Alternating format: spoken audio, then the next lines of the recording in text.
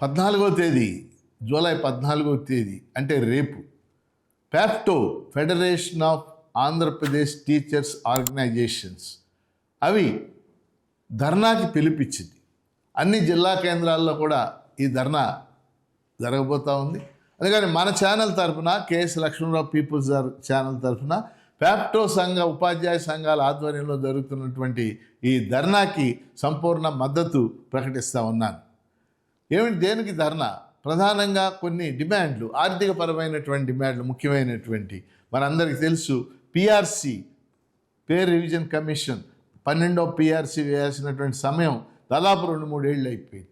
కాబట్టి ఈ ధర్నాలో ప్రధానమైనటువంటి డిమాండ్ 12వ వేతన సంఘాన్ని నియమించాలి, 12వ పిఆర్సీని నియమించాలి. ఈలోగా వేతన సంఘం నియామకం జరిగి అది సిఫార్సులు ఇవ్వడానికి చాలా సమయం పడుద్ది. ఈలోగా ఐఆర్, ఇంటర్మ్ రిలీఫ్ అంటాం, ఇంటర్మ్ రిలీఫ్ ఒక 29-30% ఇంటర్మ్ రిలీఫ్ ప్రకటించాలి. అలాగే పెండింగు డిఏ బకాయిల్ని చెల్లించాలి. అలాగే టెట్ పరీక్షని రద్దు చేయాలి. మొదలైనటువంటి డిమాండ్లతో ప్యాప్టో ఈ ధర్నా నిర్వహిస్తూ ఉంది. అందుకని మనం చాలామంది ఈ ధర్నాలు ఇవి నిర్వహించడం ఏదో ప్రభుత్వానికి వ్యతిరేకం అని భావిస్తూ ఉంటారు. అది కరెక్ట్ కాదు. ప్రభుత్వాలు ప్రజాస్వామ్యబద్ధంగా ఎన్నికైంది. సమాజంలో ఉన్నటువంటి అనేక తరగతుల యొక్క డిమాండ్లను నెరవేర్చవలసిన బాధ్యత ప్రభుత్వం మీద ఉంటుంది.